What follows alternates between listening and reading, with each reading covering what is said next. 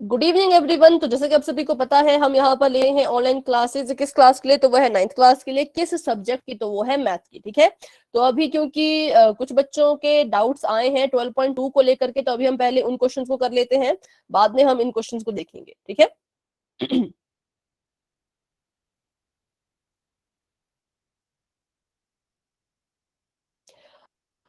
तो पहले फटाफट से हम कर लेते हैं 12.2 के क्वेश्चन, 12.2 के क्वेश्चन नंबर 3 का फर्स्ट पार्ट। अभी हम सिर्फ फर्स्ट पार्ट ही करेंगे, क्योंकि वो इन्होंने रिकॉर्डिंग देखा था, उसके बाद भी इन्हें समझ नहीं आया था, तो इसलिए उसको हम कर रहे हैं। बाकी हम उसका कोई भी पार्ट अभी नहीं करेंगे। बाकी पार्ट्स के लिए आप रिकॉर्डिंग जरूर देखें बच्चों, और उसके बाद अभी अगर आपको समझ नहीं आता है तो आप मुझसे जरूर पूछिएगा। ठीक है, तो यहाँ पर कुछ इस तरह का आपका फर्स्ट पार्ट था। इसकी डायमेंशन कितनी थी मैं यहाँ पर एक बार देख लेती हूँ। 5 सेंटीमीटर, 5, और ये भी 5, और ये 1। ठीक है, ये हमारे पास 551 है, ये हमें क्वेश्चन में दिया हुआ है, तो इसका हमने बस एरिया निकालना था। कैसे निकालेंगे? तो एबीसी आपको गिवन है, ए इक्वल टू 5, बी भी इक्वल टू 5 क्योंकि आइसोसेलेस ट्राइंगल है, और सी इक्वल टू 1। ठीक है, यहां पर हमें एस नहीं दिया गया है, तो एस भी हम निकालेंगे। तो 5 प्लस 5 प्लस 1 अपॉन में 2, तो ये आ गया 5 प्लस 5 10, 10 प्लस 1 11, 11 अपॉन 2। इसको हम यहाँ पर लिखेंगे 5.5। ठीक है, क्योंकि अगर जब आप 2 से 11 को डिवाइड करोगे तो 5.5 आपका आएगा। तो यहां तक आपको समझ आ गया था बेटा? यहां तक बताएं, यहां तक आपकी कोई गड़बड़ हुई हो तो? जिन्होंने ये डाउट पूछा है, दीपावली, एबीसी और एस आपने निकाल लिया था? Yes ma'am. तो हम करते हैं इसका एरिया फाइंड। तो एरिया के लिए हम यहाँ पर लिखेंगे फॉर्मूला। तो फॉर्मूला आपका है एस, एस माइनस ए, एस माइनस बी, और एस माइनस सी। ठीक है, तो एस हमारे पास 5.5 है, तो उसको हम 5.5 ही लिखेंगे। मल्टीप्लाई बाय एस है 5.5। पहली जो साइड है वो है 5, तो 5.5 माइनस 5, मल्टीप्लाई बाय यहाँ पर भी 5.5 माइनस 5, मल्टीप्लाई बाय 5.5 माइनस 1। ये हमने लिख दिया। अब क्योंकि ये डेसिमल है, डेसिमल में जो हम सब्ट्रैक्शन करते हैं वो थोड़ी सी अलग होती है। 5.5 का 5.5 ही आएगा। 5.5 में से आपने 5 माइनस करना है। ठीक है, तो आप क्या करोगे? 5.5, इस 5 के पास कोई डेसिमल नहीं है, तो 5 को आप डेसिमल दे दो और बाद में 0 लगा दो। तो ऐसे इसको लिखेंगे हम, और माइनस करो तो 5 का 5 और ये 0 का 0। तो इसको हमने जब माइनस किया तो यहाँ पर आ गया 0.5, इसको माइनस करेंगे तो भी आ जाएगा 0.5, और इसको माइनस करेंगे तो देखो यहाँ पर 5.5 है। 1 के पास डेसिमल नहीं है, तो 1 को हमने डेसिमल दे दिया और यहाँ पर आ गया 0, और ये 5 का 5, डेसिमल का डेसिमल, 5 में से 1 माइनस करो तो 4, तो ये आ गया आपके पास 4.5। ठीक है, इसे कहते हैं हम डेसिमल में सब्ट्रैक्शन। तो ये हमने यहाँ पर कर दिया है। अब हम क्या करेंगे? तो अब हम इसको यहाँ पर जिसकी पेयरिंग हो रही है उसको बाहर निकाल दो, जिसकी पेयरिंग नहीं हो रही उसको अंदर ही रखो। तो 0.5 ने 0.5 के साथ पेयरिंग कर ली है, तो 0.5 एक बार बाहर आ जाएगा, मल्टीप्लाई बाय दूसरे जो आप जिन्होंने पेयरिंग नहीं की है वो अंदर ही रहेंगे, तो वो है 5.5 और 4.5। अब आपने क्या करना है? अब आपने इनको करना है मल्टीप्लाई, सॉरी बाहर वालों को बाहर वाले से, पर बाहर तो कुछ है ही नहीं, तो उसका 0.5 ही आएगा। अंदर वालों को अंदर वाले से मल्टीप्लाई कर दो, तो इसके अंदर कितना आ जाएगा? मल्टीप्लाई कर लीजिए, 45 इंटू 55, 25, 2 4 5 20, तो 22, और 5 25, तो 5, यहाँ पर 5 आ गया, यहाँ पर आ गया 7, यहाँ पर 4, यहाँ पर 2, तो यहाँ पर आ गया आपके पास 24.75।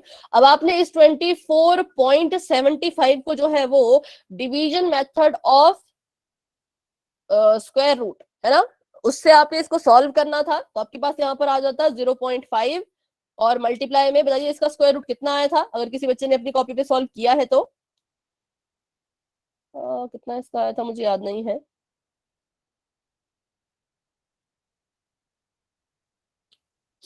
स्क्वायर रूट ऑफ 24.75, इसको हमने ये भी हम मेथड सीख चुके हैं पिछली क्लास में कि कैसे इसको करना है। अभी मैं नहीं कर रही क्योंकि हमारे पास अभी टाइम नहीं है, तो अगर आप में से किसी ने लिखा है तो आप बता सकते हो। 24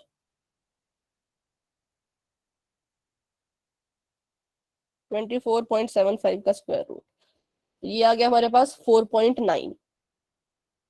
ठीक है, फिर हमने इनको मल्टीप्लाई करना था, तो इसमें हमने मल्टीप्लाई करना है 0.5, तो हमारे पास आ जाएगा समथिंग ऐसा 2.48 समथिंग, ये हमारा आंसर जो है वो आ जाएगा। अब ये 2.48 है, तो मैंने आपको बताया था एक रूल होता है जिससे हम क्या कर सकते हैं, इस वाली चीज को के बाद में अगर कोई बड़ा नंबर आ रहा है, 5 या 5 से ग्रेटर कोई नंबर आ रहा है, तो ये वाली जो आपका नंबर है ये खुद को एक बढ़ा देगा, तो ये बन जाएगा 2.5। तो ऐसा हमने यहाँ पर करना था, तो यहाँ पर हमने इसको 16 से बेटा कहीं भी मल्टीप्लाई नहीं करना था, तो आपने थोड़ा सा ये गलत किया होगा। आप एक बार फिर से रिकॉर्डिंग देख सकते हो दोबारा से, ठीक है, और अभी भी आपको अगर समझ नहीं आएगा तो उसके बाद आप मुझसे नेक्स्ट क्लास में दोबारा से इस क्वेश्चन को पूछ सकते हैं। तो ऐसे हमने इस क्वेश्चन को करना था, हमारे पास आंसर आ चुका है यहाँ पर 2.5 सेंटीमीटर या मीटर जो भी है उसका स्क्वायर। ठीक है, तो ऐसे ही क्वेश्चन आपका होना चाहिए था। तो बाकी आप फिर से एक बार उसको देख लेना रिकॉर्डिंग को, फिर भी अगर आपका गलत आता है तो आप मुझसे पूछ लीजिएगा। ये था आपका क्वेश्चन नंबर 3 का फर्स्ट पार्ट। ठीक है, अभी हम करते हैं अगला क्वेश्चन, देखते हैं अगला क्वेश्चन जो पूछा है आपने 12.2 से ही पूछा है, क्वेश्चन नंबर 7, तो उसको हम करेंगे, फिर हम शुरू कर देंगे क्वाड्रिलेटरल। ठीक है, करते हैं क्वेश्चन और फिर बढ़ाते हैं क्लास को आगे।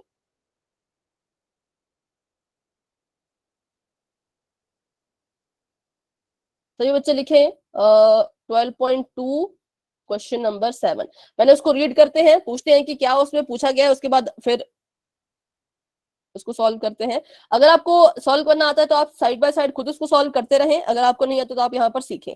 आपको यहाँ पर क्वेश्चन दिया गया है कि एक काइट है जो कि शेप ऑफ स्क्वायर की है और जिसका डायगोनल है 32 सेंटीमीटर और उसमें जो आइसोसेलेस ट्राइंगल है उसके बेस पे। ठीक है, एक स्क्वायर है, उसका आपको सिर्फ डायगोनल दिया हुआ है और कुछ भी नहीं दिया है, और आपको इसका जो है वो बेस में एक ट्राइंगल है, वो कैसा है, वो आइसोसेलेस है, ये भी आपको गिवन है। तो दो चीजें आपको यहाँ पर दी गई है और आपको कहा है कि अगर ये तीनों ही अलग अलग शेड्स के हैं तो तीनों का जो है क्या कीजिए, अलग अलग शेड्स का एरिया फाइंड कीजिए। तो आपके पास कुछ इस तरह की शेप है, ये देखिए ये आपका स्क्वायर में है, पर ये एक काइट है पर ये स्क्वायर की शेप में है। ठीक है, ऐसे है ये, और इसके ऐसे और ऐसे, और इसके नीचे एक ट्रायंगल बना है छोटा सा और वो है आइसोसेलस, ऐसा आपको यहाँ पर दिया गया है, मैं नहीं कह रही, ये क्वेश्चन में गिवन है। तो इसका जो फर्स्ट पार्ट है मान लीजिए ये वाला, तो ये हमने मान लिया कि ये येलो कलर से पेंटेड है, मतलब इन्होंने बोला ना कि 3 अलग अलग कलर से इसको हमने वो किया है, शेड किया है, तो ये आपका येलो है। दूसरा मान लेते हैं, तो दूसरा है आपका रेड, ब्राउन है पर ये रेड नहीं है, अब जो कलर आ गया हाथ में वही कर लेते हैं, ये थोड़ा सा ब्राउनिश है। और तीसरी जो शेड है वो है आपकी ग्रीन। ठीक है, तो ये कह रहे हैं कि अब इन तीनों शेड्स का अलग अलग से एरिया फाइंड करके हमें बताएं, ये पहली शेड है, ये दूसरी है और ये है तीसरी। अब तीसरी शेड के बारे में तो इन्होंने मुझे बताया है कि एक आइसोसेलेस ट्रायंगल है और इसके जो डायमेंशन है वो कितनी है, इक्वल साइड्स जो है वो 6 सेंटीमीटर की हैं, तो ये भी 6, ये भी 6, और जो बच गई वो है 8, तो ये 6 6 8 हमारी एक अलग साइड आ गई। और पहले और दूसरे के बारे में हमें कुछ भी नहीं दिया है, सिर्फ इतना दिया है कि जो डायगोनल है वो 32 सेंटीमीटर के हैं। ठीक है, डायगोनल्स कितने कितने के हैं, 32 सेंटीमीटर के हैं। तो अगर ये 32 है यहां से यहां तक, तो ये भी यहां से यहां तक 32 ही होगा। ठीक है, यहां से यहां ये 32 ही होगा। अब मैंने सोचा कि मुझे यहाँ पे दिख रहा है कि 4 तरह के ट्राइंगल्स बन रहे हैं, क्या बन रहे हैं, 4 तरह के यहाँ पर ट्राइंगल बन रहे हैं। तो अगर मैं क्या करूं, अगर मैं इन सभी ट्राइंगल का अलग अलग से एरिया निकालूं तो मुझे मिल जाएगा, है ना, या फिर मुझे यहाँ पर 2 ट्राइंगल दिख रहे हैं तो अगर मैं इन दोनों ट्राइंगल का एरिया निकालूं तो भी मुझे मिल जाएगा। पहले मुझे 4 ट्राइंगल दिख रहे थे, पर अगर मैं बड़े लेवल पे देखूं तो मुझे सिर्फ 2 ही ट्राइंगल अब नजर आ रहे हैं, उनके चाहे मैं नाम लिख लेती हूँ, ए, नीचे वाला बी, ये सी, और ओहो सॉरी यार कलर देते हैं, आपको नजर नहीं आ रहा होगा, ए बी सी डी। ठीक है, तो मुझे एक ट्रायंगल यहाँ पर दिख गया एडीसी, और दूसरा ट्रायंगल मुझे यहाँ पर दिख गया ट्रायंगल ए सी बी। मैं ऐसा क्यों कर रही हूँ दोनों का अलग, क्योंकि मुझे कहा है कि हर एक शेड का अलग अलग से एरिया निकालो। तो पहली शेड सिर्फ यहां तक है तो पहले मुझे इतने का ही एरिया निकालना होगा, दूसरी शेड के लिए मुझे दूसरे ट्रायंगल का एरिया निकालना होगा। ठीक है, सभी को समझ आया मैंने यहाँ पर ट्रायंगल्स क्यों लिए, क्योंकि क्वेश्चन ही ऐसा पूछा गया है। तो पहले अगर हम एडीसी लें तो हमें इसके बारे में कुछ भी नहीं पता, बस हमें इतना पता है कि ये जो लाइन यहाँ से यहाँ जा रही है, ये जो बेस है ये 32 सेंटीमीटर है। तो आप मुझे बताएं, अगर ये यहाँ से यहाँ 32 है तो ये भी तो यहाँ से यहाँ 32 ही होगा, है ना, क्योंकि दोनों क्या स्क्वायर के जो डायगोनल्स होते हैं वो इक्वल होते हैं, तो ये भी 32 ही होगा, ये वाली चीज भी यहाँ पर 32 ही होगी। तो अगर ये पूरा यहां से यहां तक 32 है तो सिर्फ यहां से यहां तक कितना होगा? अगर ये पूरा यहां से लेकर के यहां तक 32 है, 32 है, तो होगा कितना होगा बेटे? मैम 16। वेरी गुड, क्योंकि क्या हो रहा है, ये जो लाइन यहाँ से जा रही है ये इसको बाइसेक्ट करती हुई जा रही है, तो ये बेस इसका 32 है और ये ऊपर जो हाइट आई ये इसकी 16 है, और क्योंकि ये एक स्क्वायर है तो हमें पता है कि यहाँ पर 90 डिग्री का एंगल बन रहा होगा। ठीक है, तो अब मुझे यहाँ पर देखो, इसकी बेस मिल गया, मुझे इसकी हाइट यहाँ मिल गई, तो क्या मुझे यहाँ पर हेरोन्स का फॉर्मूला यूज करने की जरूरत है? हमारे पास एरिया के दो फॉर्मूले होते हैं ना, तो जब मुझे इसका बेस मुझे मिल गया, इसका बेस है 32 और इसकी हाइट जो है, इसकी हाइट है मेरे पास 16, तो क्या मुझे जरूरत है मैं यहाँ पे हेरोन का फॉर्मूला यूज करूं, जबकि मुझे इसकी साइड्स तो पता ही नहीं, मुझे इस ट्रायंगल के साइड्स तो पता ही नहीं, तो मैं यहाँ पर हेरोन का फॉर्मूला यूज नहीं कर पाऊंगी क्योंकि साइड्स मुझे नहीं पता, पर बेस और हाइट पता है। तो अपना दूसरा वाला फॉर्मूला ले लो जो आप 8th क्लास तक पढ़ते आए हो, है ना, उस फॉर्मूले से निकाल लो। तो एरिया ऑफ ट्रायंगल क्या हो जाएगा?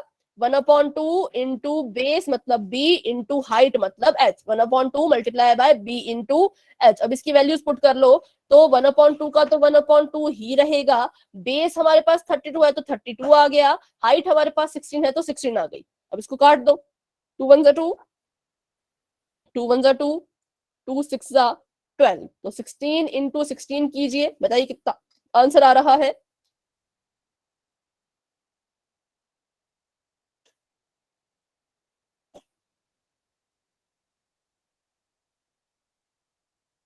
छत्तीस का 3, 6 7 8 9 और 16, तो 6 का 6 9 9 10 11 12 13 14 15 15 का 5 और गैरी चलेगी 1 तो 2, तो 256 सेंटीमीटर स्क्वायर जो है वो इसका आंसर आ रहा है। सेंटीमीटर ही है ये, हाँ सेंटीमीटर, सेंटीमीटर स्क्वायर जो है वो इसका एरिया आया, किसका? हमारी शेड 1 का, फर्स्ट शेड का, जो कि किस कलर से हमने पेंट की है या कौन सा पेपर यूज किया है? येलो। तो अगर येलो का एरिया 256 है और ये एक है, तो दूसरी वाली शेड का एरिया भी फटाफट से बताएं, दूसरी वाली शेड का एरिया भी कितना होगा? Area of second triangle ma'am यही होगा। सेम होगा, है ना, इतना ही होगा, 256 ही होगा। क्यों? एरिया थर्ड ट्रायंगल, क्योंकि ये स्क्वायर है, अगर ऊपर वाली चीज इसकी 256 सेंटीमीटर है तो नीचे वाली चीज भी इतनी ही होगी। तो दोनों का हमने निकाल दिया, ट्रायंगल नंबर 1 और ट्रायंगल नंबर 2 का एरिया हमने निकाल दिया है। अब बात आती है ट्रायंगल नंबर 3 की, तो उसके लिए हमें लगाना पड़ेगा हेरोन्स का फॉर्मूला, क्योंकि यहाँ पर हमारे पास इसकी जो डायमेंशन है वो दी गई है। तो a इक्वल्स टू 6 है, b भी इक्वल टू 6 है और c इक्वल टू है 8। यहाँ पर हमें बस ABC दिया गया है, यहाँ से हम s निकालेंगे, तो s निकालिए, 6 प्लस 6 प्लस 8 अपॉन में 2, 6 6 12 12 13 14 15 16 17 20 20, शायद आप भी बताएं, मुझे तो 20 आ रहा है। 20/2 हो जाएगा, 2 1 2, 2 10 20, सभी का इतना ही आया, एक बार कंफर्म कर लें। मैम ठीक है, तो ऐसा हमारे पास आ चुका है, ABC हमारे पास है, यहाँ पे लगा लीजिए हेरोन्स का फॉर्मूला, तो लगाते हैं फटाफट से। अब मैं फॉर्मूला नहीं लिखूंगी, फॉर्मूला सभी को अब तक याद हो जाना चाहिए, है ना, और हो गया होगा मेरे हिसाब से। तो S 10 है तो 10 का 10 ही आएगा, और ब्रैकेट में जाएगा 10 माइनस 6 मतलब S माइनस A, अगले ब्रैकेट में जाएगा 10 माइनस 6 मतलब S माइनस B, और अगले ब्रैकेट में जाएगा 10 माइनस 8 मतलब S माइनस C। ठीक है, इसको सॉल्व करेंगे तो कितना आ जाएगा? यहाँ पर 10 का 10, 10 में से 6 माइनस करो तो आता है 4, यहाँ पर भी 4, और 10 में से 8 माइनस करो तो आता है 2। अब इनको कर दीजिए, इनके प्राइम फैक्टर्स निकाल लीजिए, तो 10 के प्राइम फैक्टर निकालेंगे तो आ जाएगा 5 इंटू में 2, 4 के फैक्टर आप निकाल सकते हो तो निकाल लो, 2 इंटू 2 जरूरी नहीं है क्योंकि इसकी पेयरिंग हो जाएगी, पर फिर भी मैंने इसके फैक्टर लिख लिए, 2, ठीक है। अब अगर मैं इसको ऐसे लिखूं तो कितना कंफ्यूजिंग ये हो रहा है मेरे खुद के लिए कि मैंने क्या लिखा है। तो आपके इसलिए मैं आपको एडवाइस देती हूँ कि ब्रैकेट हमेशा लगा लिया करें। 10 को तोड़ के लिखा 5 इंटू 2 में, इस 4 को तोड़ा 2 इंटू 2 में, इस 4 को भी तोड़ा 2 इंटू 2 में, और ये 2 अकेला रह गया है यहाँ पर ऐसे का ऐसा। तो ब्रैकेट लगाएंगे तो आपको ही आपका जो क्वेश्चन है वो बिल्कुल सिंपल और इजी रहेगा, कॉम्प्लिकेट नहीं करेगा। तो 5 के साथ पेयर करने वाला कोई है ही नहीं, 5 के साथ पेयर करने वाला कोई है ही नहीं, तो हम क्या करेंगे, आगे करते हैं पेयरिंग। इस 2 ने इस 2 से पेयरिंग कर ली, इस 2 ने इस 2 से पेयरिंग कर ली, और इस 2 ने इस 2 से पेयरिंग कर ली, ठीक है। तो करते हैं आगे, अब बढ़ते हैं इसको। तो हमारे पास यहां से 1 2 बाहर आ जाएगा, काट दो क्योंकि बाहर निकल गया, ये भी बाहर आ गया, इसको भी काट दो, ये भी बाहर आ गया, इसको भी काट दो, और स्क्वायर रूट में रह जाएगा 5, क्योंकि 5 के पास कोई नहीं है जिसके साथ पेयरिंग करे। 2 2 4, 4 2 8, तो 8√5 जो है वो इसका आंसर आ चुका है हमारे थर्ड जो एरिया था उसका, थर्ड जो हमारी शेप थी उसका। देखते हैं आंसर सही है गलत तो नहीं है।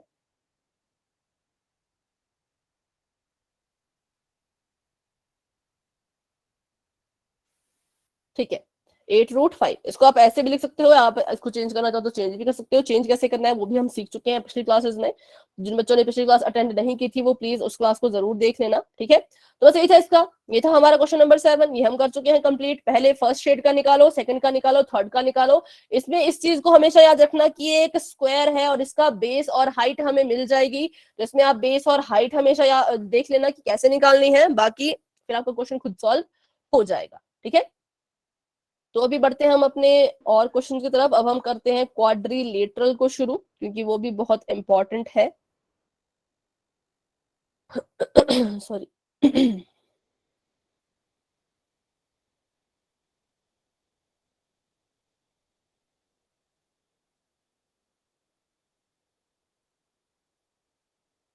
एक मिनट रुके।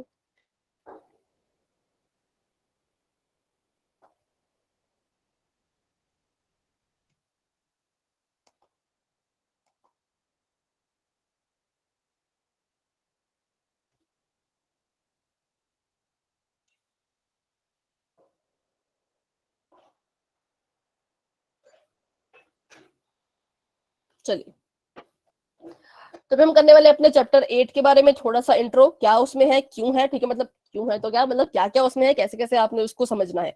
तो अभी हम करने वाले इसको शुरू, जिसको हिंदी में हम कहते हैं चतुर्भुज और इंग्लिश में कहते हैं क्वाड्रिलेटरल। तो इंग्लिश में तो क्वाड का मतलब भी 4 ही होता है, और लेटरल होता है मतलब सरफेस, ऐसा मतलब उसको हम बोल सकते हैं जो बिल्कुल 2D शेप हो, है ना।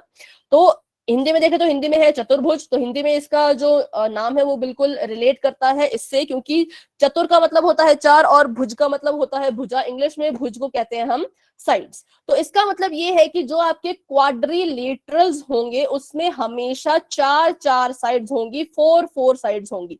अब चाहे वो 4 की 4 साइड्स इक्वल हो, या वो 4 में से 2 इक्वल हो, 2 डिफरेंट हो, या वो 4 की 4 ही डिफरेंट हो, ठीक है। तो क्या होता है, 4 की 4 ही डिफरेंट हो, ऐसा हो सकता है वो, है ना, ऐसा दिखने में हो सकता है। तो इन सभी को हम क्वाड्रिलेटरल ही कहेंगे, क्योंकि इन सभी में जो है वो 4 साइड्स हैं, ठीक है। तो बस यही आपने समझना है यहाँ पर, क्वाड्रिलेटर मतलब जिसमें भी 4 साइड्स होंगी।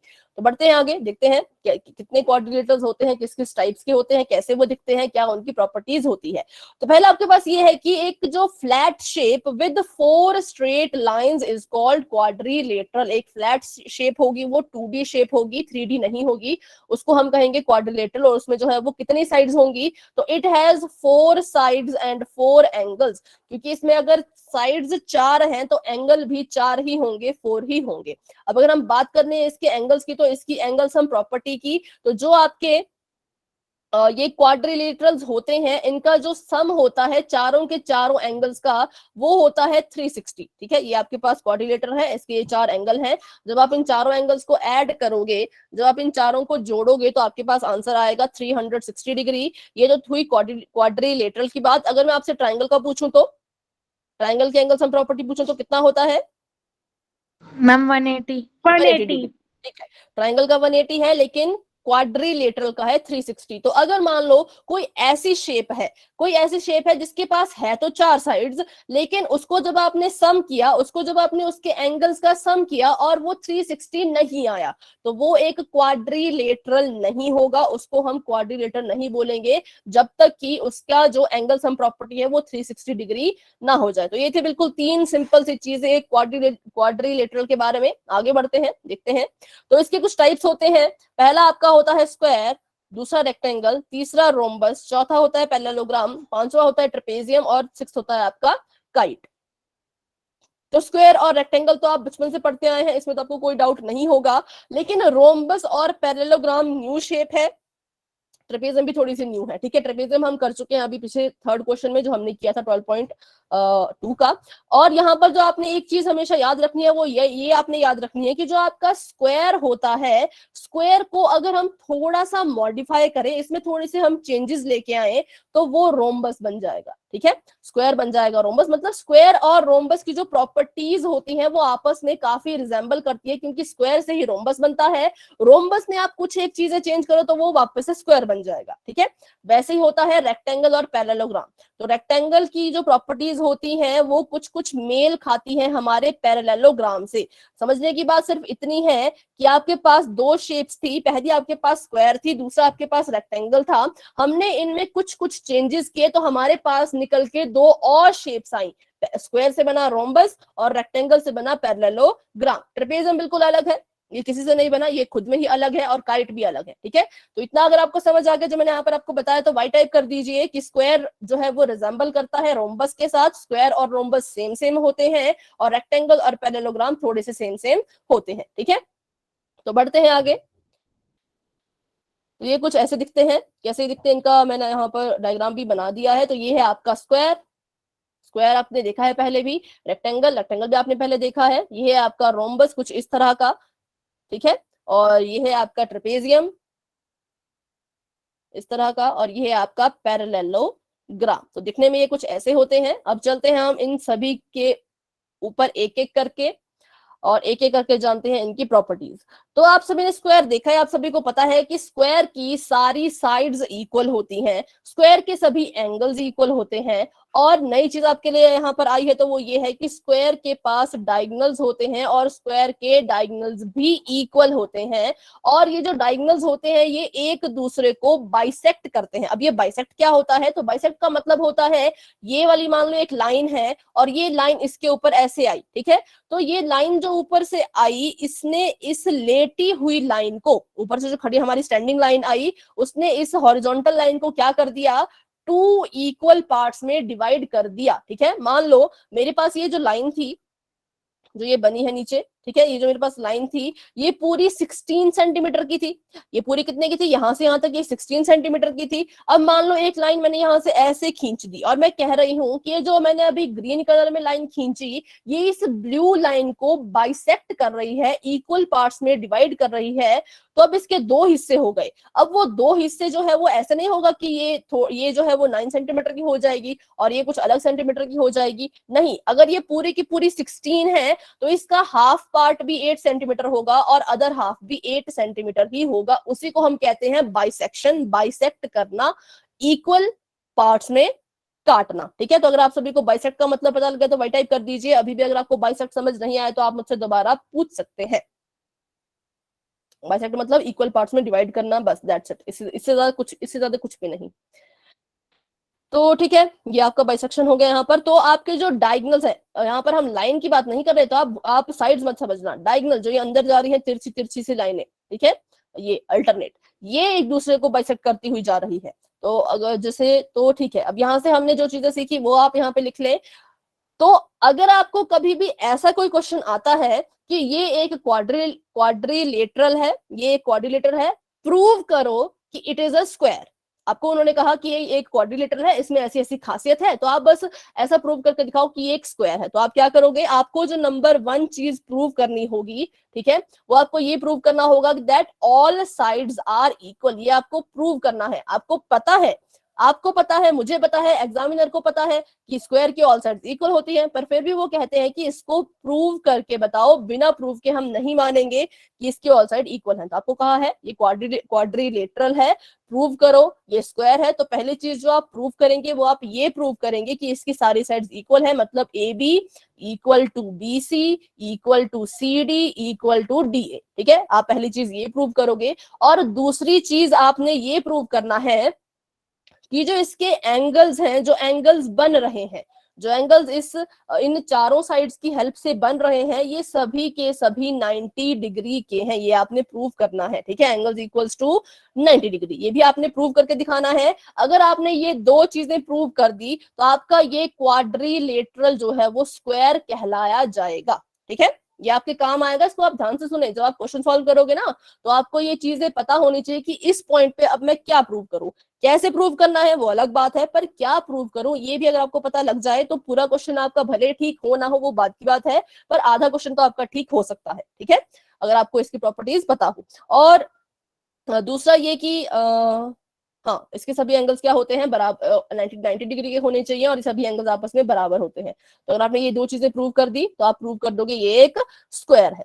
आगे बढ़ते हैं, अगला देखते हैं रेक्टेंगल के बारे में। तो रेक्टेंगल में देखो, आमने सामने की जो आपकी ऑपोजिट साइड्स होती हैं वो इक्वल होती हैं। ये वाली इसके बराबर होगी और ये वाली इसके बराबर होगी। ठीक है, तो और इसके जो सारे एंगल्स होते हैं वो भी इक्वल होते हैं, जैसे कि आपके स्क्वायर में होते हैं। और दूसरी बात कि इसके जो ये डायगोनल्स होते हैं ये इक्वल होते हैं। ठीक है, डायगोनल्स आर इक्वल, मतलब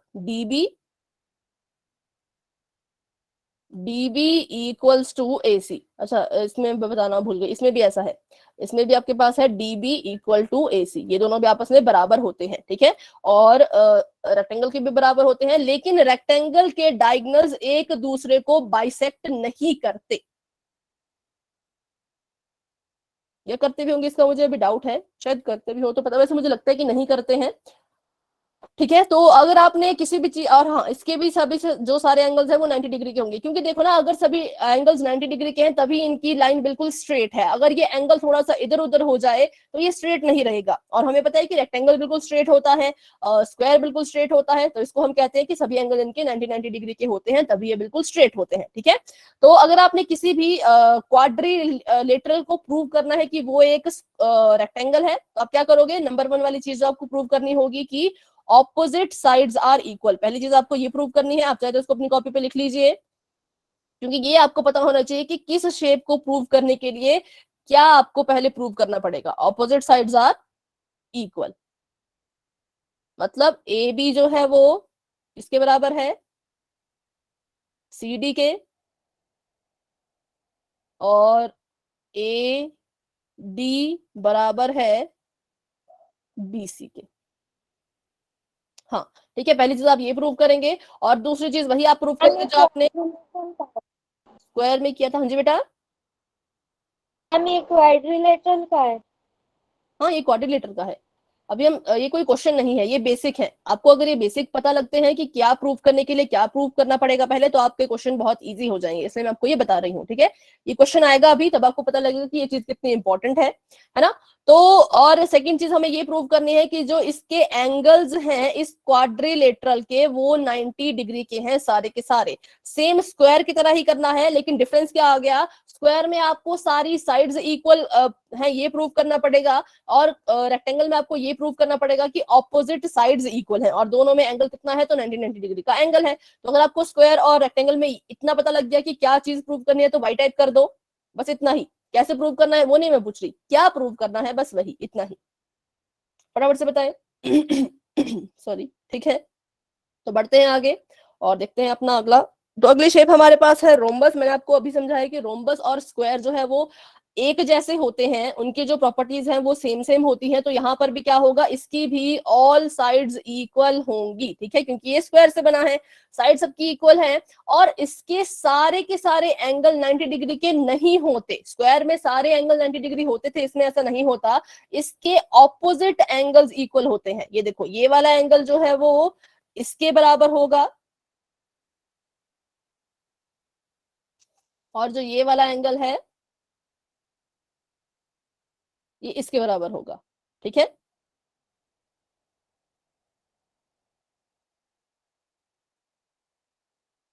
चलिए आगे देखते हैं। और ये जो आपका ये रोम्बस है, इसमें जो ये डायगोनल्स बनते हैं, ये एक दूसरे को कहां पर कट करेंगे, तो एक दूसरे को ये 90 डिग्री पे कट करेंगे। ये देखिए यहाँ पर ये भी 90 डिग्री होगा, ये भी 90, ये भी 90 और ये भी 90, ये सारे के सारे 90 डिग्री के एंगल होंगे। ये एक दूसरे को जो इसके आपको दिख रहे हैं, क्या कहते हैं इसको, डायगोनल, ये एक दूसरे को 90 डिग्री पे करते हैं और ये बाइसेक्ट करते हैं। ये भी एक दूसरे को बाइसेक्ट करेंगे, क्यों? क्योंकि स्क्वायर के डायगोनल्स भी एक दूसरे को बाइसेक्ट करते हैं, ठीक है। तो यहाँ पर ये है, इसको हमारे पास आ गया है। इसमें नई चीज क्या है, तो नई यही है कि 90 डिग्री पे बाइसेक्ट करेंगे। स्क्वायर में भी ऐसा होता है, लेकिन स्क्वायर को प्रूव करने के लिए हम ऐसा प्रूव नहीं करते। लेकिन रोम्बस, अगर आपने किसी भी क्वाड्रिलेटरल को रोम्बस प्रूव करना है, तो नंबर 1 आपको ये प्रूव करना होगा कि diagonals bisect each other at 90 degree, ठीक है। जो आपके डायगोनल्स हैं वो एक दूसरे को 90 डिग्री पे बाइसेक्ट करते हैं, ये आपको प्रूव करना होगा। मैम जी किसमें? एक मिनट, ठीक है, एक मिनट। रोम्बस में, ये देखो यहाँ पर, ये आपका रोम्बस है। रोम्बस में आपको ये प्रूव करना होगा कि जो आपके डायगोनल्स हैं वो बाइसेक्ट कर रहे हैं एक दूसरे को 90 डिग्री पे, ठीक है। और दूसरी चीज आपको, वैसे इसमें कुछ खास है नहीं प्रूव करने को, दूसरा यही होता है कि इसकी जो साइड्स हैं वो ऑल साइड्स इक्वल, ठीक है। जैसे हमने स्क्वायर में किया वैसे इसमें भी करना होगा कि ऑल साइड्स आर इक्वल। तो अगर ये रोम्बस है और वो स्क्वायर है, तो इन दोनों में फर्क क्या है, डिफरेंस क्या है? तो पहले आप इसको लिख ले, रोम्बस लिख लो। यहाँ पर आपको नहीं दिख रहा है अगर, तो रोम्बस क्या, उसको प्रूव करने के लिए क्या क्या हमें प्रूव करना होगा, ये मैंने यहाँ पर लिख दिया है। अगर आपने लिख लिया तो वाई टाइप कर दो, फिर हम बढ़ते हैं आगे। रोम्बस के लिए diagonals bisect each other at 90 degree और ऑल साइड्स आर इक्वल, ठीक है। तो अगर ये रोम्बस है और अगर वो स्क्वायर है, तो इनमें फिर डिफरेंस क्या है? डिफरेंस क्या है? तो बस डिफरेंस है बच्चों एंगल का। स्क्वायर में क्या होता है, स्क्वायर के सारे जो एंगल्स होते हैं वो 90, ये रेक्टेंगल बन गया, इसको आप स्क्वायर समझे, मुझसे इक्वल नहीं बनेगा ये, चलो बन गया। तो ये इसके सभी के सभी जो एंगल्स है वो 90 डिग्री के ही होंगे स्क्वायर में। लेकिन रोम्बस में क्या हो गया, देखो रोम्बस की साइड्स भी इक्वल हैं, डायगोनल्स इक्वल इसके शायद नहीं होते या हो भी सकते हैं, और ये एक दूसरे को बाइसेक्ट भी कर रहे हैं, लेकिन इनके जो एंगल्स हैं वो बिल्कुल ही अलग अलग होंगे, ठीक है। इसके एंगल 90 डिग्री के नहीं होंगे। मतलब सिंपल सी बात यह है कि अगर आप स्क्वायर के एंगल्स को 90 डिग्री की जगह पे कोई और एंगल बना दो तो वो रोम्बस बन जाता है। तो स्क्वायर और रोम्बस में किसका फर्क है? फर्क सिर्फ इतना है कि उनके जो एंगल्स हैं वो एक में 90 डिग्री के होंगे और दूसरे में 90 डिग्री के नहीं होंगे, सिर्फ यही फर्क है। डिफरेंस इनमें है किसका? तो सिर्फ एंगल का। तो अभी आपको समझ आया क्या डिफरेंस है एक स्क्वायर में और एक रोम्बस में? तो फर्क है सिर्फ एंगल का, ठीक है। वही सेम फर्क आपका होता है, वही सेम डिफरेंस आपका होता है एक रेक्टेंगल और एक पैरेललोग्राम में। तो देखते हैं आगे। आगे हमारे पास शेप आने वाली है पैरेललोग्राम ही, शायद नहीं ट्रेपेजियम। तो ट्रेपेजियम में ज्यादा कुछ खास है नहीं हमें देखने के लिए। इसमें हमें इतना ही पता होना चाहिए कि उसकी जो साइड्स होती हैं, दो साइड्स उसमें पैरेलल होती हैं और दो साइड्स उसमें नॉन पैरेलल होती हैं, ठीक है। नॉन पैरेलल मतलब आप इनको अगर आगे बढ़ाओगे, आगे को ऐसे बढ़ाओगे, तो ये कहीं ना कहीं जाके जो है ये कभी ना कभी आपस में मिल जाएंगी, ठीक है। ऐसे मीट ये कर लेंगी ऊपर जाके, लेकिन ये साइड्स कभी भी आपस में मीट नहीं करेगी। और यहाँ पर मैंने लिखा है कि ये एक दूसरे को बाइसेक्ट करते हैं, पर मुझे नहीं लगता ये आपस में बाइसेक्ट करते होंगे, नहीं, क्योंकि इक्वल नहीं आएंगे, तो ये गलत है, ये लाइन थोड़ी सी गलत है। बाकी बस इसमें इतना ही था कि कैसा ये दिखता है वही आपको पता होना चाहिए। बाकी इसमें प्रूफ प्राप्त करने के लिए उतना कुछ है नहीं, मुझे नहीं लगता, तो इसको हम नहीं करेंगे अभी। अगली शेप करते हैं। अगला है पैरेललोग्राम। तो पैरेललोग्राम के पहले देख लेते हैं कि इसमें क्या क्या इसके प्रॉपर्टीज हैं। तो इसकी जो ऑपोजिट साइड्स होती हैं सेम एज रेक्टेंगल, इक्वल भी होंगी और पैरेलल भी होंगी, ठीक है। इक्वल भी होंगी ये और आपस में, और ये पैरेलल भी होंगी। दूसरी बात, तो इसमें भी जो है वो सारे के सारे एंगल्स बराबर नहीं होते, सिर्फ आमने सामने के एंगल्स बराबर होंगे, सारे बराबर नहीं होंगे। अगर सारे ही एंगल बराबर हो गए तब तो फिर वो क्या बन जाएगा, तब तो वो रेक्टेंगल बन जाएगा, ठीक है। तो सारे के एंगल बराबर नहीं होंगे, आमने सामने के, ये वाला इसके बराबर होगा और ये वाला इसके बराबर होगा, ठीक है। और दूसरा, इसके जो डायगोनल्स हैं वो एक दूसरे को बाइसेक्ट करते हैं। इसके जो डायगोनल्स हैं वो एक दूसरे को बाइसेक्ट करते हैं, मतलब काटते हैं दो बराबर हिस्सों में। बस इसमें भी इतना ही था, इसमें भी अब ज्यादा कुछ है नहीं। कुछ एक दो प्रॉपर्टीज इसकी हैं जो आपको पता होनी चाहिए, तो मैं आपको भी बताती हूँ। एक प्रॉपर्टी इसकी बहुत खास है, वो क्या है कि जो इसके डायगोनल्स हैं ये इस पैरेललोग्राम को दो ट्राइंगल्स में बांटते हैं। दो ट्राइंगल में इसको ये बांटेंगे और वो ट्राइंगल्स आपस में कॉन्ग्रुएंट होंगे। ठीक है, ये मैंने एक ट्राइंगल बना लिया और दूसरा मैं यहाँ पर बनाती हूँ, तो ये दूसरा आपका बन गया है। तो ये जो ट्राइंगल है ये आपस में कॉन्ग्रुएंट ट्राइंगल होते हैं, ऐसा रूल है, ऐसी इसकी प्रॉपर्टी है। तो आपको जो यहाँ पर दो ट्राइंगल यहाँ पे दिख रहे हैं ये आपस में क्या होंगे, कॉन्ग्रुएंट होंगे। कॉन्ग्रुएंट ट्राइंगल अगर कोई होते हैं आपस में तो उनके बीच में क्या क्या प्रॉपर्टीज होती हैं। अगर आप किन्हीं भी दो ट्राइंगल्स को कॉन्ग्रुएंट प्रूव कर देते हो तो उसका हर एक पार्ट, पहले ट्राइंगल का हर एक पार्ट दूसरे ट्राइंगल के हर एक पार्ट के इक्वल होगा। जैसे ये वाली साइड इस साइड के इक्वल, ये वाली साइड इस साइड के इक्वल और ये वाली साइड इसके इक्वल, ये तो कॉमन है तो ये आपस में इक्वल होगा ही होगा। ठीक है, और ये वाला एंगल इस वाले एंगल के बराबर, ये वाला एंगल इस वाले एंगल के बराबर और ये वाला एंगल इस वाले एंगल के बराबर होगा जब आपके दो ट्राइंगल कॉन्ग्रुएंट प्रूव हो जाएंगे। ठीक है, तो ये पैरेललोग्राम की प्रॉपर्टी है कि डायगोनल क्या करता है, इसको दो कॉन्ग्रुएंट ट्राइंगल में बांट देता है। और इसका एक और इसकी प्रॉपर्टी है, उसको भी आप अच्छे से लिख लें कि जो पैरेललोग्राम के ऑपोजिट एंगल्स होते हैं, ये इसके ऑपोजिट है और ये वाला ये आपस में ऑपोजिट है, देखो ऐसे। ठीक है, तो ऑपोजिट एंगल्स जो होते हैं उनका जो सम होता है, sum of opposite angles equal to 180 degree. ठीक है, ये क्या होता है, ये 180 डिग्री के बराबर होता है। ये प्रॉपर्टी किसकी है, तो ये पैरेललोग्राम की प्रॉपर्टी है। ठीक है, तो बस इतना आपको अगर इसके बारे में पता लग गया तो काफी आप इसको अच्छे से सॉल्व कर पाओगे। पैरेललोग्राम को प्रूव करने के लिए आप अगर ये प्रूव कर दो या फिर ये प्रॉपर्टी आपके काम आती है, इसको आप प्रूव नहीं करते, ये प्रॉपर्टी आपके काम आती है।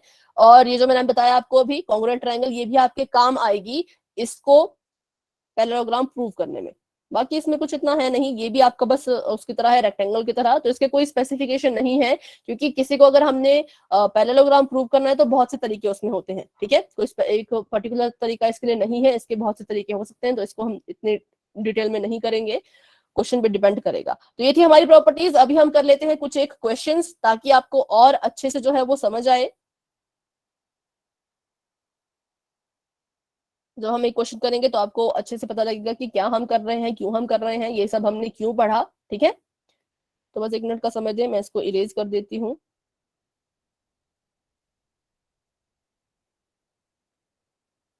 तो क्वेश्चन आपके सामने इस तरह का है कि if the diagonals of a parallelogram are equal, अगर आपके पास एक पैरेललोग्राम है और ये कह रहे हैं उस पैरेललोग्राम के डायगोनल्स अगर हम इक्वल कर दें या उसके डायगोनल्स इक्वल हैं तो शो करो कि वो एक रेक्टेंगल बन जाएगा। ठीक है, आपको जो है वो एक पैरेललोग्राम यहाँ पर दिया गया है, तो पहले उसको ड्रॉ कर लेते हैं।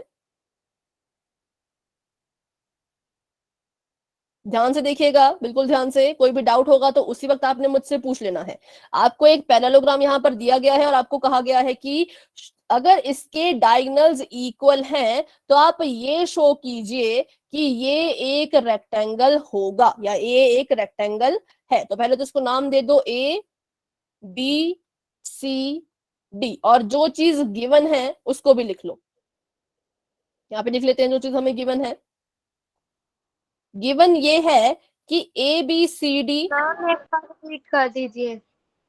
अच्छा, देखो, तो हमें क्वेश्चन यहाँ पर दिया गया है कि if the diagonals of a parallelogram are equal, अगर आपके पैरेललोग्राम के जो डायगोनल्स हैं वो इक्वल हैं, ये जो आपके डायगोनल्स यहाँ पर दिए गए हैं ना, अगर ये इक्वल हैं तो आप ये प्रूव करके बताओ कि ये एक रेक्टेंगल है। तो आपको यहाँ पर एक क्वाड्रिलेटर, एक पैरेललोग्राम दे के रखा है, आपको पूछा है कि शो करो, बताओ कि एक रेक्टेंगल है। तो इसको शो करने के लिए कैसे हम शो करेंगे वही मैं आपको बता रही हूँ। सबसे पहले हमने क्या किया, ए बी सी डी एक पैरेललोग्राम बना दिया और उसके डायगोनल्स भी बना दिए। अब हम लिख रहे हैं कि हमें क्या चीज गिवन है, क्या चीज है जो हमें क्वेश्चन में दे रखी है। तो गिवन ये है कि A B C D is parallelogram, तो इसको ऐसे भी लिखते हैं, ऐसे पैरेलल लाइन बनाते हैं और जीएम लिखते हैं, पैरेललोग्राम। पैरेललोग्राम, ठीक है। तो अगर ABCD एक पैरेललोग्राम है तो इसकी ऑपोजिट साइड्स कैसी होंगी, फटाफट से बताएं, आपने अभी अभी इसकी इक्वल प्रॉपर्टी पढ़ी है, वेरी गुड, इक्वल होंगी। तो इसका मतलब AB इक्वल्स टू DC हो जाएगा और AD इक्वल्स टू BC हो जाएगा, ठीक है। ये क्या हो जाएंगे, इक्वल, क्यों, क्योंकि एक पैरेललोग्राम है, ऑपोजिट साइड जो है वो एक दूसरे के इक्वल यहाँ पर हो जाएंगी। और दूसरी चीज आपको यहाँ पर ये गिवन है कि diagonals by diagonals are equal, हाँ, कि diagonals DIAGONAL diagonals are equal, bisect नहीं कर रहे, बस इक्वल है, सिर्फ इक्वल है। तो बताइए यहां पर डायगोनल्स इक्वल है मतलब कौन कौन इक्वल है, DB इक्वल्स टू AC, ये भी हमें गिवन था तो हमने लिख दिया। अब हम बात करेंगे कि हमने यहां पर प्रूव क्या करना है, टू प्रूव, हमने प्रूव करना है कि ABCD is a rectangle, ABCD is a rectangle. तो बताइए रेक्टेंगल प्रूव करने के लिए वो कौन सी दो चीजें थी जो मैंने आपको बताई थी कि अगर हम ये चीजें प्रूव कर दे तो आपका कोई भी शेप है वो रेक्टेंगल बन जाएगी, कौन सी वो दो चीजें थी,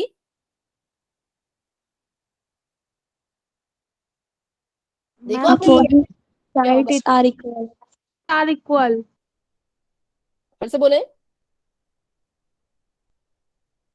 पहली चीज थी ऑपोजिट साइड्स आर इक्वल और दूसरी, मैम 90 डिग्री के। हाँ, ऑपोजिट साइड्स आर इक्वल, ये था पहला। और दूसरा हमारे पास हमने ये प्रूव करना है कि जितने भी एंगल्स हैं, जितने भी एंगल्स इस पैरेललोग्राम में बन रहे हैं, कितने एंगल्स बन रहे हैं, 4 एंगल्स बन रहे हैं, तो चारों के चारों एंगल्स जो है वो 90 डिग्री है, ये हमने प्रूव करना है। अब देखो पहली वाली चीज तो पहले से ही प्रूव्ड है, अगर मैं इसकी बात करूं तो ये तो पहले से ही प्रूव्ड है क्योंकि हमें दिया गया है, तो ये चीज प्रूव करने की हमें जरूरत है क्या, नहीं है। ये चीज प्रूव करने की जरूरत नहीं है क्योंकि ये चीज पहले से दे रखी है कि ये एक पैरेललोग्राम है और पैरेललोग्राम की जो साइड्स होती है वो पहले से ही ऑपोजिट साइड पहले से ही इक्वल होती है, ये चीज गिवन है, तो इसको हम प्रूव नहीं करेंगे। क्या चीज रहती है जो हमें प्रूव करनी पड़ेगी, तो सेकंड वाली, ये वाली, ये हमने प्रूव करना है। अगर हमने किसी तरह से ये प्रूव कर दिया कि इसके जो एंगल्स हैं वो 90 डिग्री के हैं तो हम कह पाएंगे कि ये एक रेक्टेंगल है, ठीक है। तो करते हैं शुरू। अगर आपने यहां तक नोट कर लिया तो वाई टाइप कर दीजिए, अगर आप नोट कर रहे हो और यहां तक आपने कर लिया तो वाई टाइप कर दो, क्योंकि फिर मैं हाफ वाले पेज पे इसको सॉल्व करूंगी, यहाँ पर सॉल्व नहीं करूंगी क्योंकि हमें यहाँ पे शेप नहीं दिखेगी, है ना। तो ये मैंने यहाँ पर लिख दिया ठीक है। तो अभी इसको मैंने करना है प्रूफ कि ये सभी 90 डिग्री के हैं, और क्योंकि ये एक पैरेललोग्राम है और हमने अभी अभी पढ़ा कि पैरेललोग्राम क्या करता है, इस पैरेललोग्राम के डायगोनल्स क्या करते हैं, इस पैरेललोग्राम को दो कॉन्ग्रुएंट ट्रायंगल्स में बांटते हैं। तो पहले मैंने क्या किया, आमने सामने के हम ट्रायंगल्स ले लेंगे, ठीक है। आमने सामने के यहाँ पे ट्रायंगल्स ले रही हूं, ये मैंने एक ट्रायंगल ले लिया ACD, और दूसरा मैंने ट्रायंगल ले, यहां पर मैं लेने वाली हूं, अभी वेट कीजिए, दूसरा मैंने ट्रायंगल ले लिया DAC, ठीक है। ये दोनों मैंने यहाँ पर ट्रायंगल ले लिए क्योंकि मुझे पता है कि एक पैरेललोग्राम है और ये जो है इनको दो ऐसे ट्रायंगल में कट कर रहा है जो कॉन्ग्रुएंट है, तो मतलब ये कॉन्ग्रुएंट आसानी से हो जाएंगे। अब अगर मैं किसी तरह से इनको कॉन्ग्रुएंट प्रूव कर दूं तो मेरा क्या आ जाएगा, ये वाला एंगल इसके इक्वल, ये पूरा का पूरा एंगल इसके इक्वल, और ये वाला एंगल इसके इक्वल, ऐसा हो जाएगा। कब, अगर मैं इन दोनों ट्रायंगल्स को कॉन्ग्रुएंट प्रूव कर दूं। तो पहले इन ट्रायंगल्स के नाम लिख लेते हैं। पहले का नाम है ट्रायंगल ABC एंड दूसरे का नाम है ट्रायंगल DCA या फिर ADC भी आप इसको लिख सकते हो, ठीक है। और आप सभी को पता है कि कॉन्ग्रुएंसी के कुछ रूल्स होते हैं, तो पहला रूल होता है SSS। अगर मैं किसी तरह से इन दोनों ट्रायंगल की कोई सी 3 साइड्स इक्वल प्रूव कर दूंगी तो ये कॉन्ग्रुएंट हो जाएगा। अगर दूसरा रूल होता है SAS, अगर मैं 2 साइड्स और एक एंगल इक्वल प्रूव कर दूं तो भी ये कॉन्ग्रुएंट हो जाएगा। तीसरा रूल होता है AAS, अगर मैं किन्हीं 2 एंगल्स को और एक साइड को कॉन्ग्रुएंट प्रूव कर दूं तो भी ये कॉन्ग्रुएंट प्रूव हो जाएंगे। तो इनमें से 3 इसके होते हैं लॉज, अगर इसमें से कोई एक लॉ भी इस पे फिट बैठता है तो हम इसको कॉन्ग्रुएंट प्रूव कर देंगे। कॉन्ग्रुएंट मैं प्रूव क्यों कर रही हूँ, क्योंकि मैं चाहती हूँ कि ये वाला जो एंगल है वो इस वाले एंगल के किसी भी तरह से बराबर आ जाए, इसलिए मैं चाहती हूँ कि ये दोनों ट्रायंगल आपस में कॉन्ग्रुएंट प्रूव हो जाए। ठीक है, तो करते हैं सॉल्व इसको अब। तो सॉल्व करने के लिए आप मुझे बताएं कौन सी ऐसी साइड या कौन सा ऐसा एंगल है जो दोनों के पास इक्वल है। बहुत सारी चीजें हैं जो आपको गिवन है ना, मैम गिवन में देखो। हाँ बेटा बोले। AD equal to ma'am BC AD equal to BC, ठीक है, गिवन है। And next AB equal to DC AB equal to DC, ये भी गिवन है क्योंकि हमें कहा है ये एक पैरेललोग्राम और है, AC पैरेललोग्राम की, कॉमन है। हाँ क्योंकि पैरेललोग्राम की सारी साइड जो है वो सॉरी ऑपोजिट साइड जो है वो इक्वल होती हैं, इसलिए पहले हमने लिखा कि AB इक्वल टू DC, फिर हमने लिखा कि DC इक्वल टू CB। और देखे तो ये वाली साइड पहले वाले ट्राइंगल की है, ये वाली साइड दूसरे वाले ट्राइंगल की है, दोनों है। ये वाली साइड भी पहले ट्राइंगल की है और ये वाली दूसरे ट्राइंगल की, मतलब ऐसे ऑपोजिट है एक दूसरे के। ठीक है, और तीसरा बताया तो AC कॉमन है। AC इक्वल टू AC, क्योंकि AC कॉमन है। अब कॉमन क्या होता है, तो कॉमन बच्चों वो लाइन होती है जो दोनों ट्राइंगल्स में आ रही हो। ठीक है, अगर आपको ऐसे नहीं दिखता कि कॉमन है तो आप इनका नाम पढ़ लो।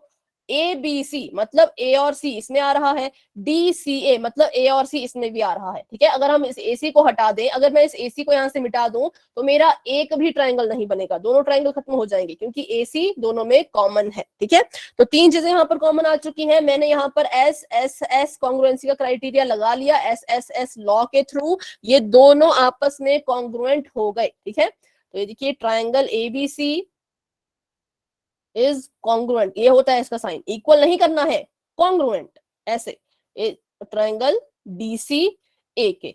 ठीक है, अब क्योंकि कॉन्ग्रुएंट हो चुके हैं तो जो मेरा मेन मकसद था वो भी पूरा हो गया। पूरा हो गया ना, मैंने प्रूव कर दिया कि ये दोनों कॉन्ग्रुएंट है, तो मतलब एंगल D जो है वो एंगल B के बराबर आ जाएगा। लेकिन अब इसको आप ऐसे भी लिख सकते हो, angle B equal to angle D, पर इसके आपको पूरे पूरे नाम लिखने होंगे। और एंगल का नाम लिखने के लिए हम क्या करते हैं, एंगल आना चाहिए बीच में, जिस पॉइंट पे एंगल बना है वो आना चाहिए बीच में, और साइड बाय आप जहां मर्जी लिखो। अगर आप इसका नाम लिखोगे इस वाले एंगल का, तो नाम लिखोगे आप या तो ABC या तो CBA, आप BAC नहीं लिख सकते, क्योंकि जिसको भी आप सेंटर पे बोलोगे उसका मतलब होता है कि उस पॉइंट पे एंगल बना है। ठीक है, तो इस एंगल B का नाम क्या हो जाएगा, एंगल B का नाम हो जाएगा एंगल ABC, और एंगल D का नाम देखे तो एंगल D का नाम क्या हो जाएगा, एंगल ABC।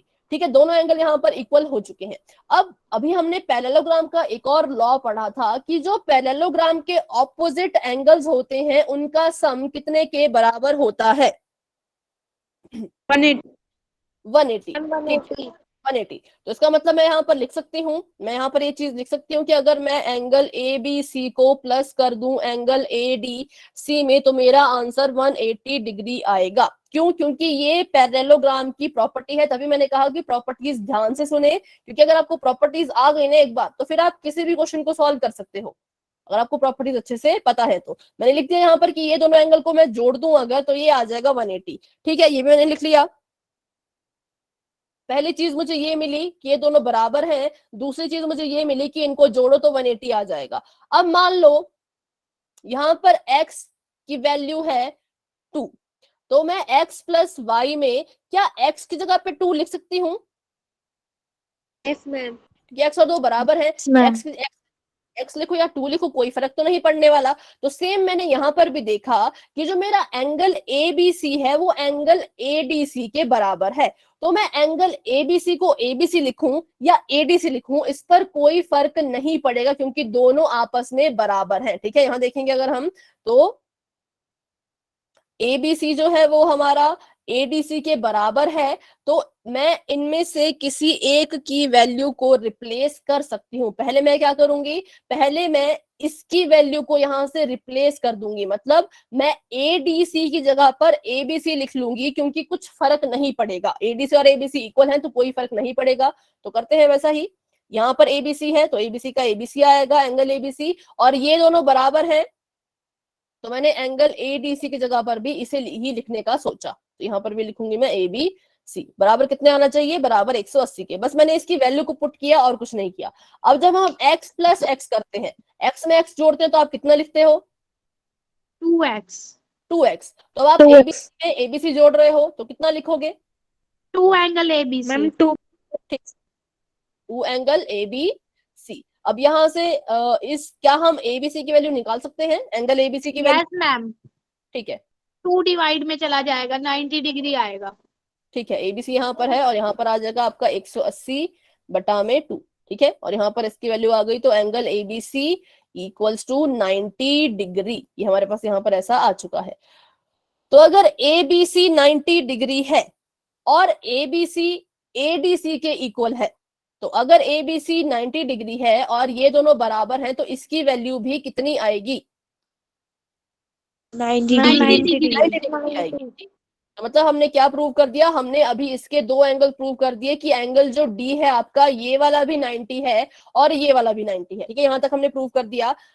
अब उसके बाद आपने इन दोनों एंगल को प्रूव करना है। अगर आप इसको 90 डिग्री प्रूव कर लो और इसको भी 90 डिग्री प्रूव कर लो, तो आपके चारों के चारों एंगल 90 डिग्री के आ जाएंगे। फिर आप कह पाओगे कि ये एक रेक्टेंगल है, क्योंकि ऑपोजिट साइड्स इक्वल है और चारों एंगल 90 डिग्री है। यही तो हमारे रेक्टेंगल की पहचान है ना? तो ऐसा हम कर सकते हैं। तो एक मैंने आपको करके बता दिया, दूसरा आप मुझे करके बताएंगे, लेकिन उसके लिए मैं आपको थोड़ा सा हिंट दे देती हूँ कैसे आपने करना है। प्रोसेस सेम है, प्रोसेस बिल्कुल सेम है, बस ट्रायंगल हम बदल देंगे। पहले हमने इधर वाले आमने सामने के ट्रायंगल लिए थे, ये लेफ्ट राइट वाले, अब हम दूसरे लेंगे। कौन से लेंगे मैं आपको बताती हूँ, आप इसको भी सॉल्व करें और मुझे अपना आंसर दिखा सकते हैं। ठीक है, ये आपके पास एक पैरेललोग्राम ले लिया और ये इसके डायगोनल्स और ये इसका नाम ए बी सी डी। पहले मैंने जो ट्राइंगल लिए थे वो लिए थे ए डी सी और ए बी सी। अब मैं क्या करूंगी, अब मैं जो बच गए उनको लूंगी। तो अब मैं लूंगी इसको डी ए बी, लिख ले अपनी कॉपी पे डी ए बी, और दूसरा जो इसके बिल्कुल ऑपोजिट है वो है डी सी बी, ये वाला। इन दोनों को आप लो, इन दोनों को आप कॉन्ग्रुएंट प्रूव करो। इनको अगर आपने कॉन्ग्रुएंट प्रूव कर दिया, कॉन्ग्रुएंट प्रूव कैसे करना है, बिल्कुल सेम जैसे आपने इन दोनों को किया था। जो जो गिवन है उनको लिखो और एक इसमें कॉमन है वो भी लिख लो, एस एस एस क्राइटेरिया लग जाएगा। ये दोनों एक बार कॉन्ग्रुएंट प्रूव हो गए तो आप फिर इस एंगल को और इस एंगल को इक्वल लिख दोगे। और आपको पता है कि इन दोनों का सम जो है वो कितना आना है, इन दोनों का सम आना है 180। तो फिर आप इसको वैसे बिल्कुल जैसे हमने इस पहले क्वेश्चन को सॉल्व किया वैसे आप इसको भी सॉल्व कर पाएंगे। ठीक है, तो सभी बच्चे ट्राई जरूर करें। मैं यहाँ पे लिख लेती हूँ ट्रायंगल कौन कौन से हैं। Triangle D A B and triangle D C B. याद रहे एंगल जहां बनता है उसको हमेशा बीच में लिखना है। तो अभी मैंने डी ए बी, इस एंगल को और इस एंगल को बराबर करना है, तो मैंने लिख दिया डी ए बी और डी सी बी। तो करें सॉल्व, जिसका भी सॉल्व होता है वो मुझे अपना आंसर दिखा सकते हैं अपनी नोटबुक में कैमरा ऑन करके। ठीक है, 5 मिनट है अभी हमारे पास, तो हम कर सकते हैं इसको सॉल्व।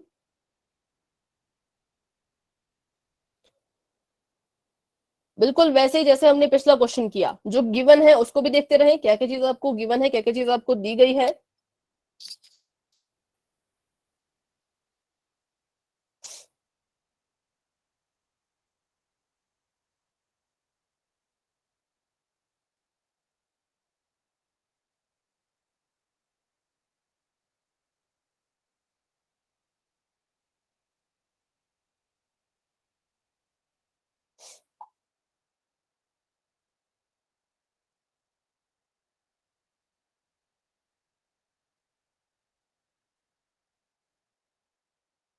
और हमें समझ नहीं आया। ठीक है बेटा, तो आप अब अपने हिसाब से कोशिश कर लें। अब हम इसको सीखेंगे तब आप फिर से इसको समझना। जिन बच्चों को आ चुका है समझ वो अपना कर सकते हैं।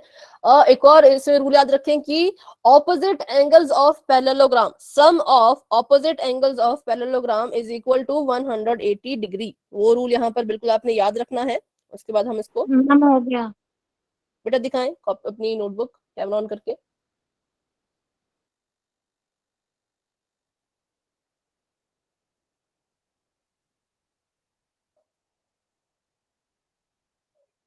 थोड़ा सा पास करें बेटा। ठीक है, एक minute. D B equal to D B common है, ठीक है, very good. A D equal to B C, A D equal to B C, ठीक है, ये भी। और A B equal to D C, A B equal to D C, ठीक है, ये भी बिल्कुल ठीक है। और उसके बाद DAB हो जाएगा DCB के बराबर, ठीक है, वेरी गुड। और ये 180, इसका रीजन लिखना, जो आपने 180 लिखा है ना, इसका रीजन जरूर लिखें कि ऑपोजिट एंगल्स ऑफ, नहीं, sum of opposite angles of parallelogram is 180। फिर आपने DAB की वैल्यू निकाली, ठीक है, DAB 90 डिग्री है तो दूसरा वाला एंगल भी कितने डिग्री का होगा, 90 डिग्री का ही होगा। बाकी बच्चे भी बताएं जिसका भी हो गया है। दिव्या, हिमांशी, ज्योति, सुष्मिता, खुशी, दीपावली, हो गया। बेटा दिखाएं। शुभ लक्ष्मी, लकी प्रिया, अंजलि, दीपिका, शुभी, भूमिका, आंसर बताएं कैमरा ऑन करके। अगर समझ नहीं आया तो कोई बात नहीं, हम इसको सीखेंगे, अभी है हमारे पास थोड़ा सा, बस थोड़ी सी क्लास ऊपर जाएगी, 1-2 मिनट पर क्लास में बने रहे, इसको सीख के ही जाए, ठीक है। DB कॉमन, ठीक है, ठीक है, ठीक है, हाँ ठीक है, ये भी, पर क्या करना है आपने यहाँ पर, तो आप भी रीजन लिखें जरूर कि 180 डिग्री क्यों है, क्योंकि हमें पता है कि sum of opposite angles of parallelogram is 180 degree. अच्छा, कोई और है जो अपनी नोटबुक दिखाना चाहता है तो हैंड रेज कर लो, नहीं तो फिर मैं इसको खुद सॉल्व करती हूँ यहाँ पर। अच्छा, हिमांशु दिखाना चाहते हैं, ठीक है बेटा, तो आप अपनी नोटबुक दिखा सकते हैं।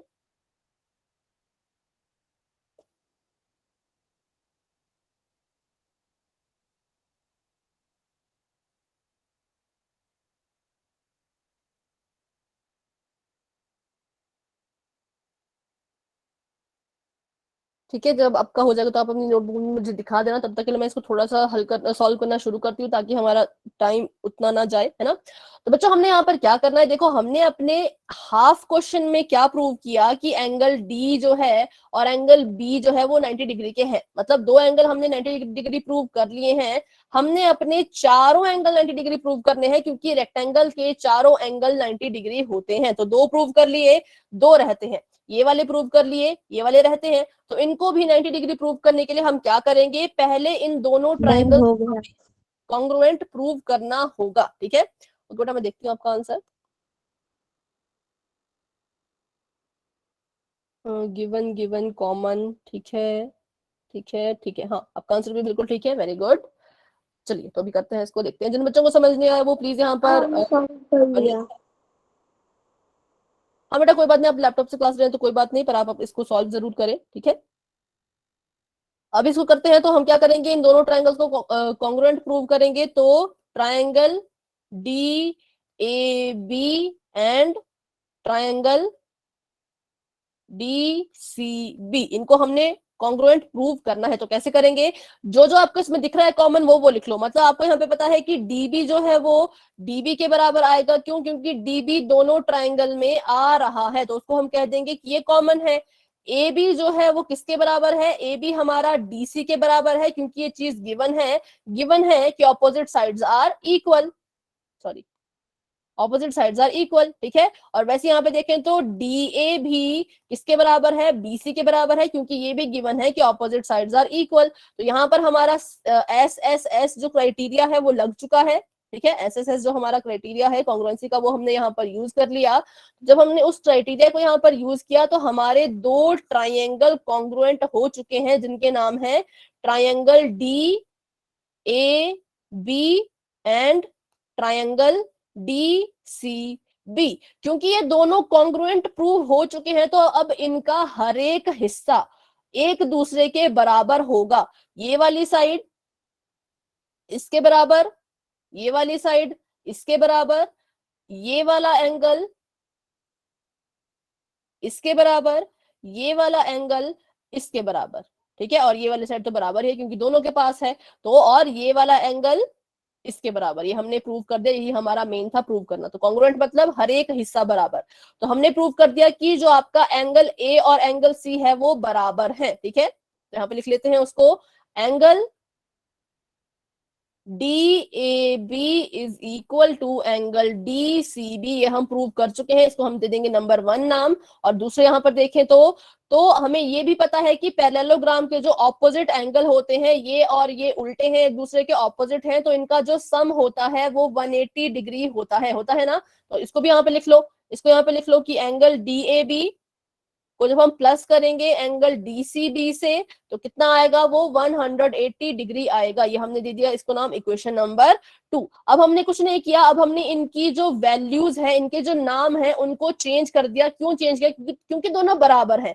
अब इसका नाम मान लो, ये दो भाई हैं, ठीक है, इसका नाम है राम, इसका नाम है श्याम। नहीं, ये एक लड़का है, पहला नाम है उसका राम, दूसरा नाम है उसका रामू। अब आप राम को राम बोलो या रामू बोलो, कोई फर्क पड़ता है क्या? नहीं पड़ता है। तो अगर आप इसको यहाँ पर डीए भी लिखो या डीसी भी लिखो, इससे कोई फर्क नहीं पड़ेगा, क्योंकि ये दोनों बराबर हैं, इक्वल है, ठीक है। तो इसको मैंने यहाँ पर डीएबी का डीएबी ही लिखा और इसका नाम मैंने बदल दिया, इसको मैंने रामू के बदले अब राम बुलाना शुरू कर दिया।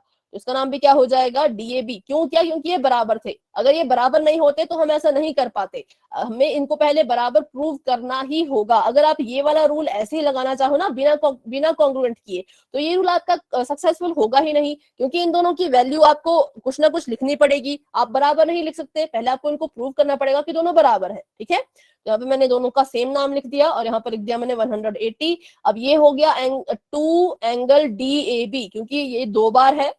जैसे मैंने आपको बताया, x प्लस एक्स करते हो तो 2x लिखते हो ना, तो वैसे ही डीएबी प्लस डीएबी कर रहे हो तो 2 डीएबी लिखेंगे। और ये आगे 180 का 180 करते आगे इसको सॉल्व। हमने अपने एंगल डीएबी की वैल्यू निकालनी है, इज इक्वल टू 100 अपॉन में आ जाएगा 2, 2 1 जा 2, 2 9 जा 18 और 0 का 0। तो हमारे पास एंगल डीएबी जो है वो आ चुका है 90 डिग्री। और अगर एंगल डीएबी 90 डिग्री है और एंगल डीएबी डीसीबी के बराबर है, ये 90 है तो ये भी 90 ही होगा। तो ऐसे हमने क्या किया, ऐसे हमने चारों के चारों एंगल्स को प्रूव कर दिया कि ये चारों के चारों एंगल्स 90 डिग्री हैं। तो हमने नंबर 1 चीज यहाँ पे प्रूव कर दी कि ऑल एंगल्स आर 90 डिग्री। और दूसरा हमने ये तो पहले से दिया था, ये प्रूव करने की जरूरत ही नहीं पड़ी कि ऑपोजिट साइड्स आर इक्वल। तो ये खासियत किसमें होती है, तो ये खासियत सिर्फ आपके रेक्टेंगल में ही होती है। तो hence proved that ABCD is a rectangle, ठीक है।